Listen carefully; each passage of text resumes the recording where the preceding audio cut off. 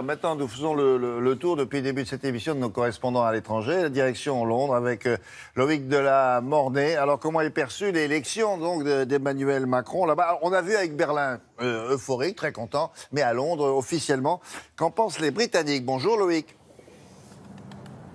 Bonjour William, écoutez, en tout cas officiellement, Theresa May a appelé hier soir Emmanuel Macron. Ils se sont parlé, elle lui a adressé ses plus chaleureuses félicitations. On peut penser que ces félicitations sont sincères, car je vous rappelle que durant la campagne ici, par exemple, le 10 Downing Street avait dit qu'il refuserait de recevoir Marine Le Pen, alors qu'évidemment Emmanuel Macron avait été reçu ici à Londres.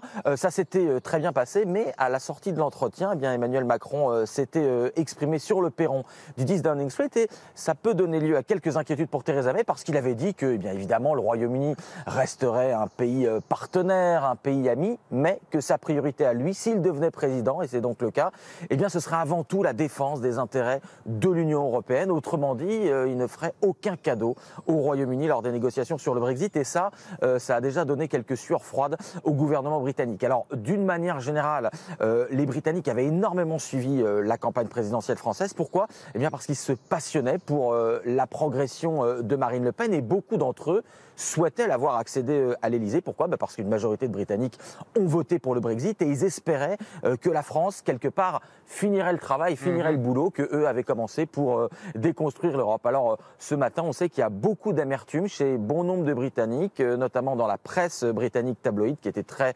europhobe. Et effectivement, ils auraient préféré que Marine Le Pen soit à l'Elysée. Ils auraient eu l'impression d'avoir un allié, alors que là, ils ont l'impression que l'Europe s'unit contre eux. C'est déjà ce qu'ils ont dit la semaine dernière quand ils voyaient qu'il y a une surprenante unité européenne, en tout cas, contre le Royaume-Uni, en tout cas pour une fermeté dans les négociations. Emmanuel Macron va certainement la renforcer. Pendant que vous êtes là, profitons-en. Il y a beaucoup de Français qui vivent à Londres. Vous savez déjà comment ils ont voté?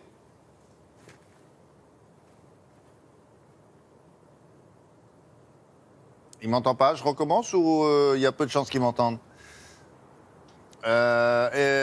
Loïc, ah non, il a un problème, on l'a perdu là. C'est probablement ce qu'il a dans sa poche. Vous m'avez basculé sur autre chose ou pas?